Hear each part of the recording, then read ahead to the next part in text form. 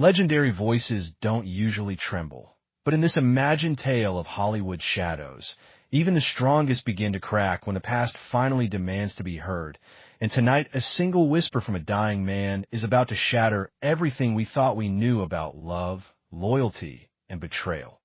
Richard Gere sat alone in a dimly lit hotel room overlooking the restless glow of Los Angeles, the city that had given him everything and taken just as much. Outside, the traffic hummed like a distant ocean, but inside there was only silence and a weight that pressed against his chest.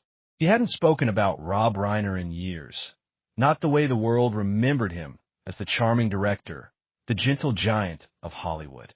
In this fictional confession that haunted Richard's dreams, Rob was something else entirely, a man whose final words carried secrets that could never be unspoken. Richard's hands shook as he reached for a glass of water, remembering the hospital room, the beeping machines, the faint smell of antiseptic, and Rob's eyes, once so full of humor, now clouded by illness and regret. They had been friends for decades in this story, bonded by late-night scripts, whispered deals, and a shared love for cinema that felt almost sacred. Richard remembered how Rob would laugh with Morgan Freeman at private dinners, how Meryl Streep would tease him about being too serious, how Tom Hanks once said Rob had the kindest heart in the room. But kindness, Richard learned too late, can sometimes be a mask worn by those hiding the deepest wounds. When Rob fell ill, a sickness that gnawed at him slowly and mercilessly, the calls became more frequent, more desperate. He wanted to see Richard, just Richard, as if there was something he could only say to one person before the curtain finally fell. The hospital room was bathed in pale blue light when Richard arrived, and the machines whispered like ghosts. Rob looked smaller than Richard remembered, his once broad shoulders now thin beneath the blankets. There was fear in his eyes, not of death, but something far more painful, something unfinished. Richard took his hand, feeling how cold it was, and for a moment neither of them spoke. Years of unspoken history hung between them, heavy and fragile. Rob's lips finally moved, and what he said next would haunt Richard forever, though at first it came out in fragments, broken by shallow breaths and a trembling voice.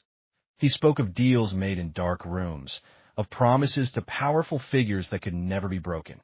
He mentioned names that sent a chill through Richard's spine: Steven Spielberg, Jack Nicholson, even a shadowy reference to someone everyone in Hollywood pretended not to fear.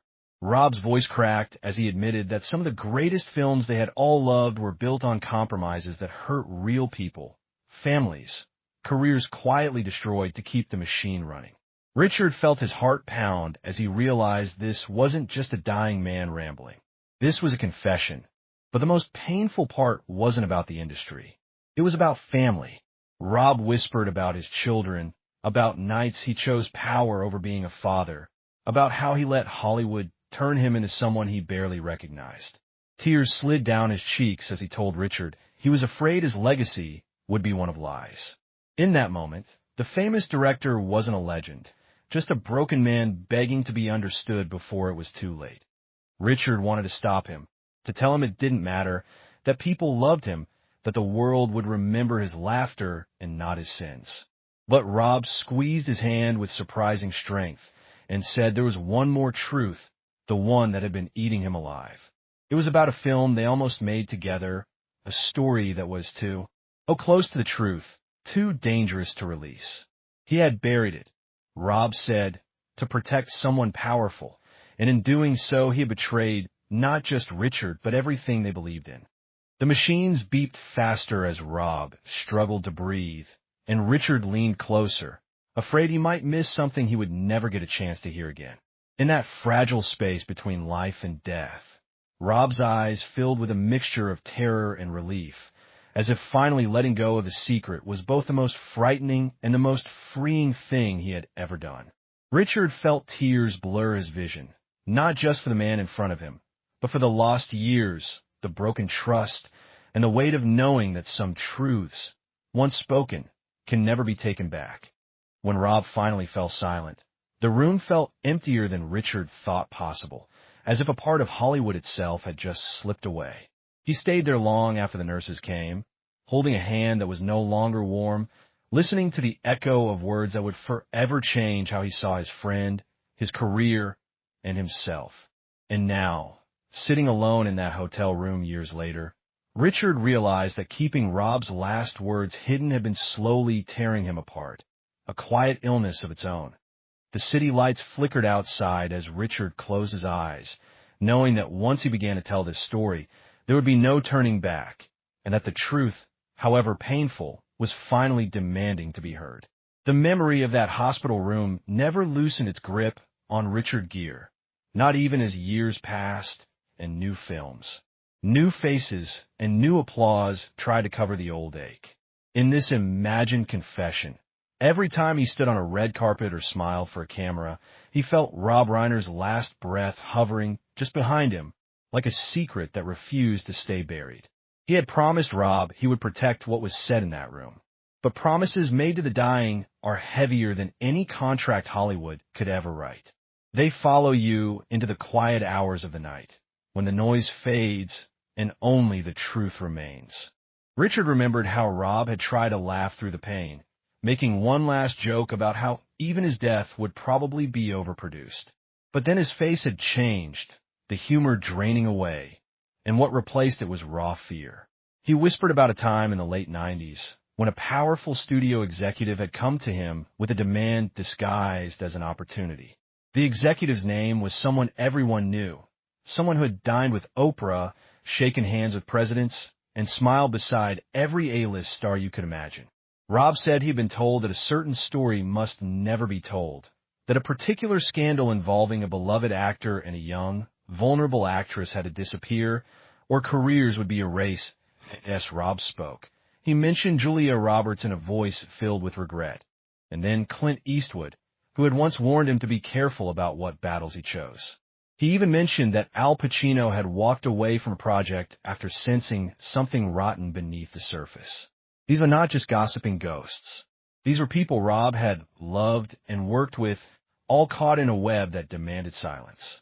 Richard felt sick as he listened, realizing how much of their shared history might have been shaped by choices made in fear, that Rob's confession turned more personal as he spoke of his wife, of the nights he came home hollow-eyed and distant, unable to explain why he was slowly losing pieces of himself.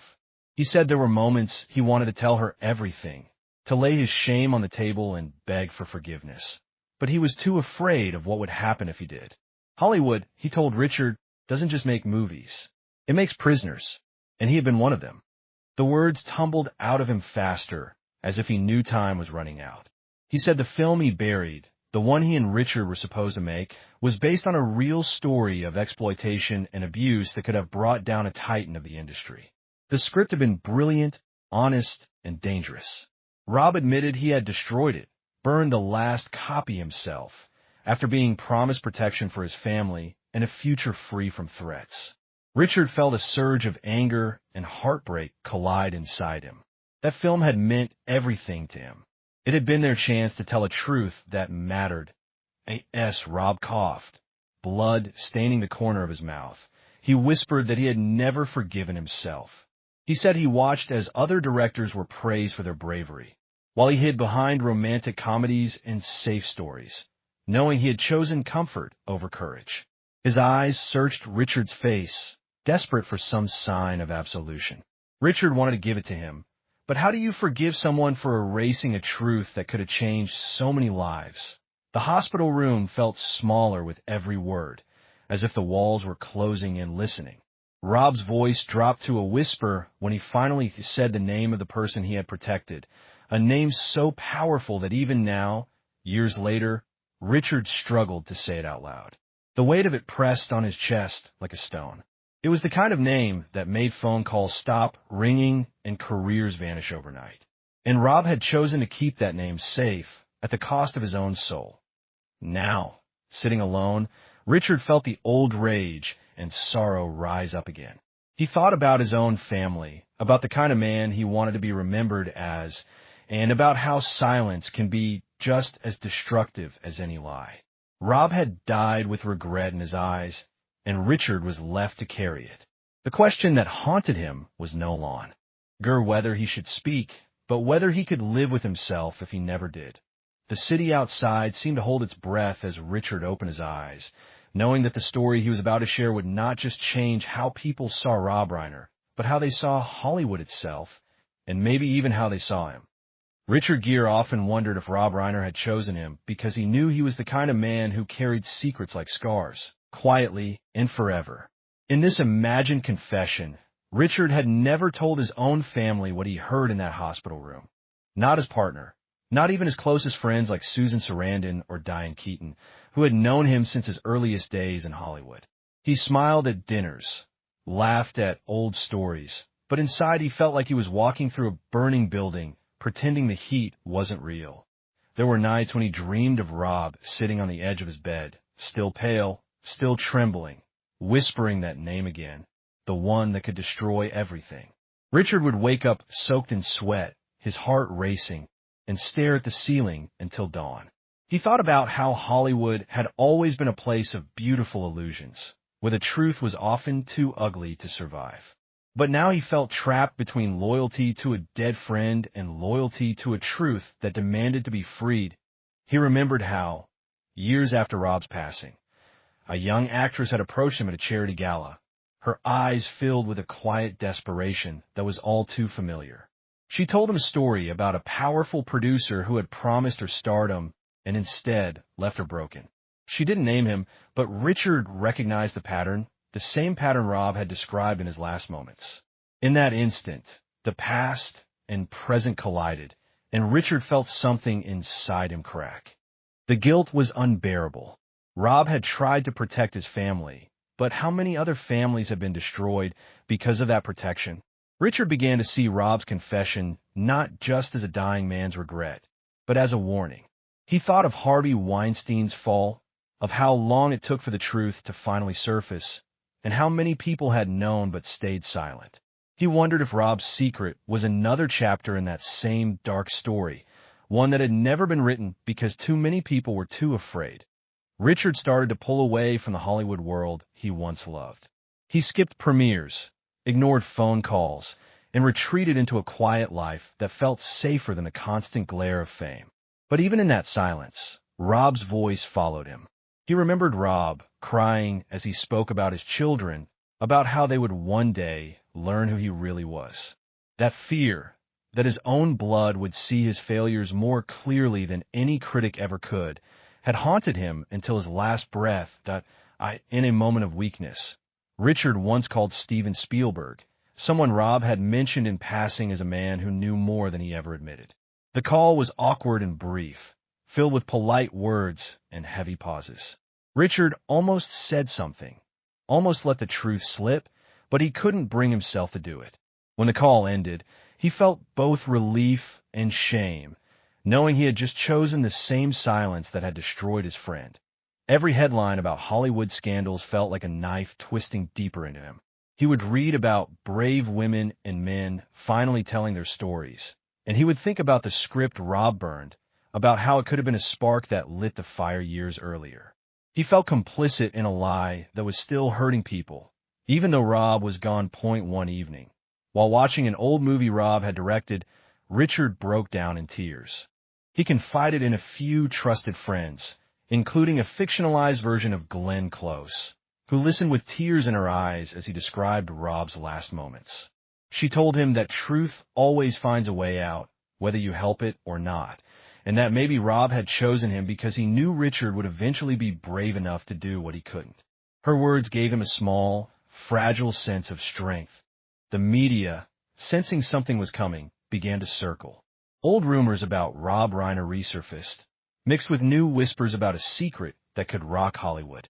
Richard felt sick watching speculation grow, knowing how close they were to the truth and how far at the same time.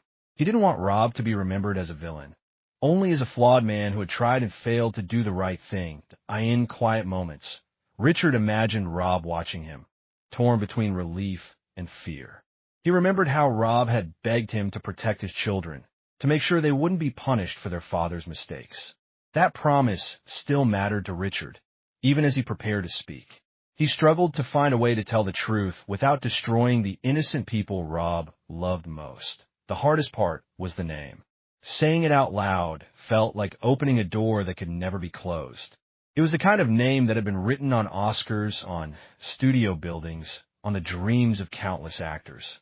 Richard knew that once he spoke it, there would be no safe place left for him in Hollywood. Yet the faces of the people who had been hurt, the young actress at the gala, the countless others whose stories were never told, haunted him more than any threat ever could. He realized that Rob's greatest regret was not that he had been forced into silence, but that he had chosen it. Richard didn't want that to be his own final story. As he prepared to finally reveal what Rob Reiner had said be. Before he died, Richard felt both terrified and strangely at peace. The truth was like a storm gathering on the horizon, and he was standing directly in its path, knowing there was no turning back now. The moment Richard Gere finally began to speak in this imagined documentary, the world seemed to hold its breath. He sat in front of a single camera in a quiet room. No makeup, no script, just a man and a truth that had been locked inside him for years. His voice was steady at first, but his eyes betrayed the storm beneath. He spoke of Rob Reiner not as a legend, but as a friend who had died afraid and full of regret, and the pain in his words made it clear this was not a story he wanted to tell, but one he had. He described the hospital room again, the machines, the smell, the way Rob's hand had clung to his like a lifeline. When he reached the part about the secret, his voice faltered. He said Rob had confessed to protecting a powerful figure in Hollywood, someone whose influence had been so vast that entire studios bent to his will. Richard didn't say the name yet, but he described the fear Rob felt, the threats that had been made, and the deals that had been struck to keep that person's dark actions hidden. Tears slid down Richard's face as he spoke about Rob's family, about how Rob believed silence was the only way to keep them safe. He told the audience how Rob had destroyed the script that could have exposed everything, and how that single act of fear had haunted him until the day he died. In that moment, Richard wasn't just telling Rob's story. He was confessing his own complicity in years of silence. As the documentary continued, Richard began to name the stars who had brushed against the truth without ever fully touching it. He mentioned how a young Leonardo DiCaprio had once walked away from a project after sensing something wrong, how Nicole Kidman had quietly warned him to be careful about certain people, and how even veterans like Robert De Niro had learned when to look the other way. These weren't accusations, but a portrait of an industry that knew more than it ever admitted. The tension in the room grew as Richard finally approached the heart of Rob's last words. His hands trembled, and for a long moment he couldn't speak at all. When he did, it was barely above a whisper. He said the name Rob had protected was someone whose fall would shake Hollywood to its core, someone who had built an empire on talent and terror. He said Rob believed this man's power was so absolute that telling the truth would have destroyed not just careers, but lives. That Richard's breakdown came when he admitted that he still wasn't sure if he was doing the right thing. He sobbed openly, apologizing to Rob for breaking his promise, and to the victims for keeping it. The room felt heavy with grief, as if everyone watching could feel the weight of decades of buried pain finally rising to the surface. He ended that part of his story by saying that Rob Reiner had not died a peaceful man. He had died haunted by the truth he couldn't speak, and that the greatest tragedy was not just what had been done, but how many people had been forced to carry it in silence. Richard looked directly into the camera, his eyes raw and determined, and said that the next thing he revealed would change everything. The air in that quiet room felt thicker as Richard Gere took a long breath, knowing he was stepping into the most dangerous part of the story.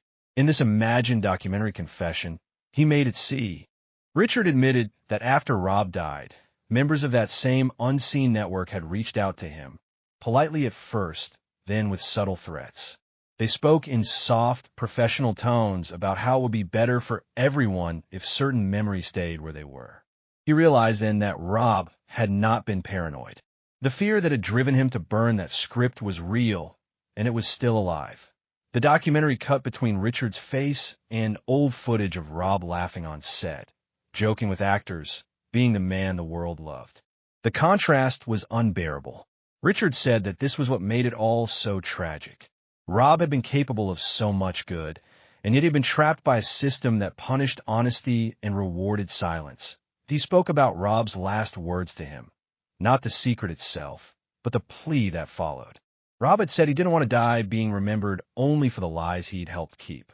He wanted someone to know who he really was, someone to understand that his greatest regret was not that he had been afraid, but that his fear had hurt others. Richard's voice softened as he told the audience that he was still trying to honor that wish, to tell Rob's story without turning him into a monster.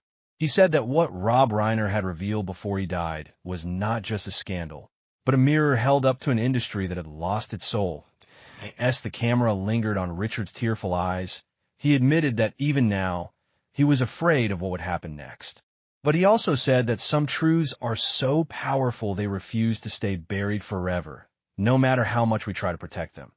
Now the story had reached a point where nothing could be taken back, and the final pieces of Rob's secret were about to change everything that came before.